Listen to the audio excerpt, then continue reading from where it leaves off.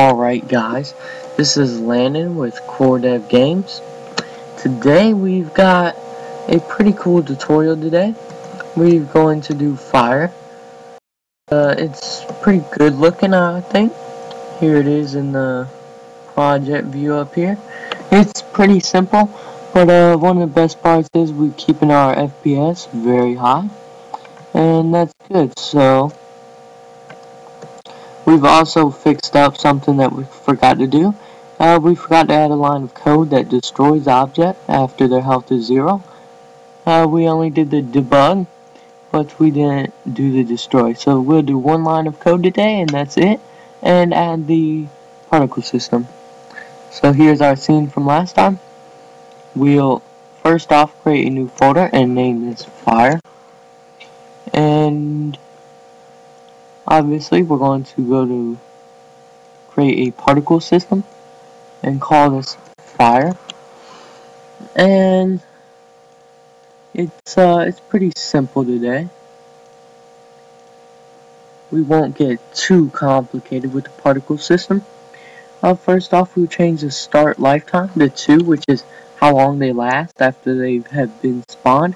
We'll also set the speed to 2, so we got them nice and slow. Alright, under emission, we will change this to 100. That's how many per second. Yeah, I was thinking per frame, but this is how many are spawned per second. And under shape, we're going to change this to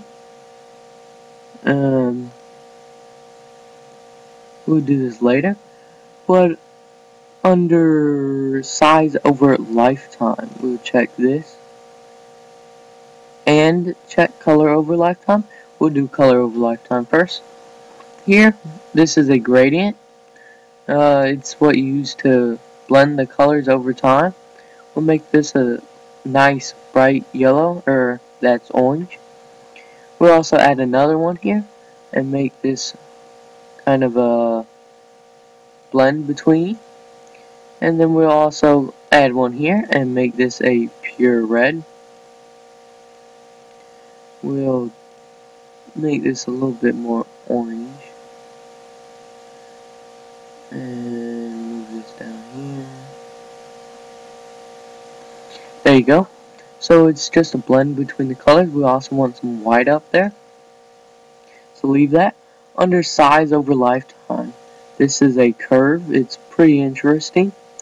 You can make all kinds of effects, like it go extremely small. Let's zoom in here. Over time, you can also make it start off small and grow much larger towards the end, like that. But we're going to use a preset one right here, and then we're going to move this up just a little bit, about there. So there you go. So now it gets smaller over lifetime, but it doesn't get too small like the preset one, like I thought. We're going to use something called billboarding, which is basically using a texture as the particle. Move this up so that we can actually see it as the particle system. So we'll actually be displaying the texture instead of these orbs. The reason why we set these colors is because we'll actually blend these in with the texture. It's pretty cool. So insert a new flame one. You can download it in the description below, but import that. And then if we go back to our fire, it wants a material, so we have to create a material and call this fire and move it into the fire folder. And then under this, drag it over here, and then on fire we can now drag fire over, and it gives you this pretty awful looking texture. For one, it isn't blending our color in, so we're not getting any of that, and two, it just looks a bit choppy. So how to fix this is we are using a simple diffuse shader.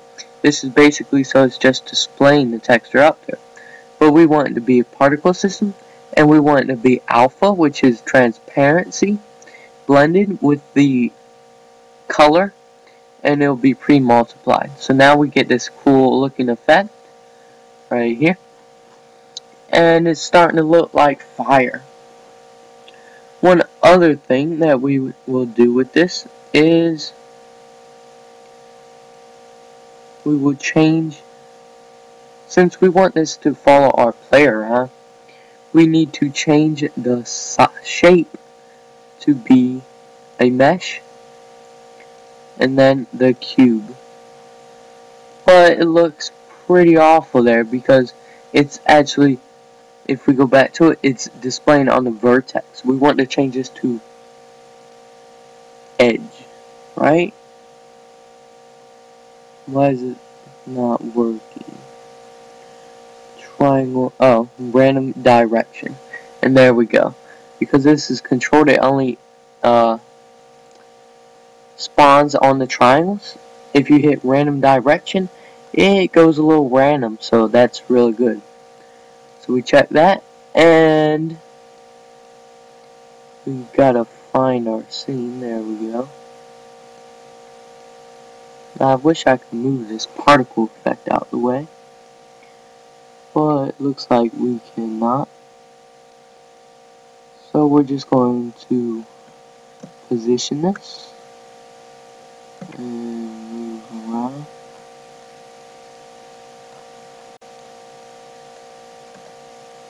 And right there. So now if we play our game, we've got this fire effect on our cube. But if we move around, the fire effect does not follow our cube. And I'm going to change the size of it because I don't like how big they are.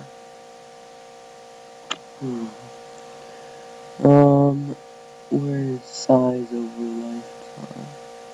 Here it is. I'm actually going to move it down. There we go. So now if we play our game, and it's a little out of position, move it backwards a little bit. But if we move around, the fire does not follow our cube. Now the problem with this is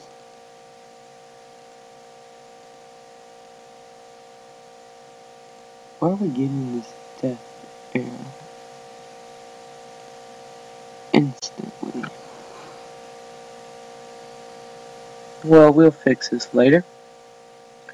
But the reason that this does not follow the player is because it is its own object. So we actually have to parent this to player, and now it's going to share the transform with it. And so when we move, it moves with us. It's a pretty cool effect. Parenting. Fire is a child of player. And so now we've got our fire. Now let's clean this up and move fire into danger. First, drag this to make it a prefab, and then drag it to fire to make it nice and clean. Now, as we noticed before, it's instantly giving us this death now, so we must look at this and fix this. So let's open up health and also player move. Make sure you do this though after you open one of them, because if you open both at the same time, it will open in two separate windows, which is what we do not want. And it's opened up one of the old one, so which one is in our scene? I don't know. You guys shouldn't get this error, it's just because I've got two open. Alright. So health is saying that it is 0 automatically, which is probably means that we forgot to set the health variable. Yes, we did.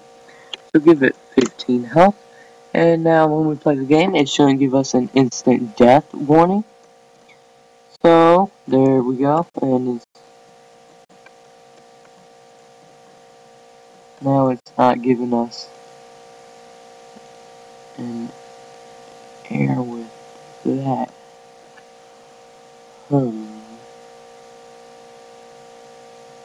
Let's look at lava.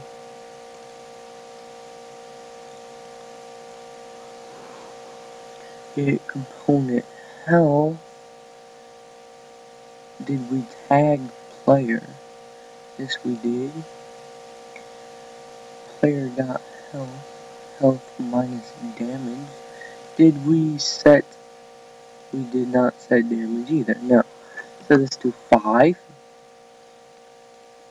And so now it should work. Hopefully.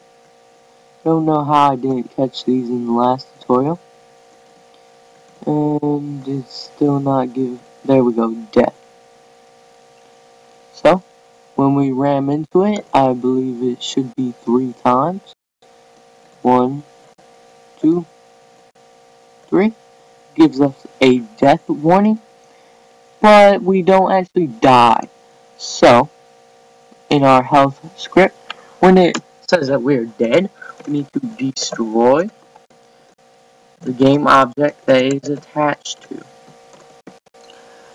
and convert. And so now if we play our scene,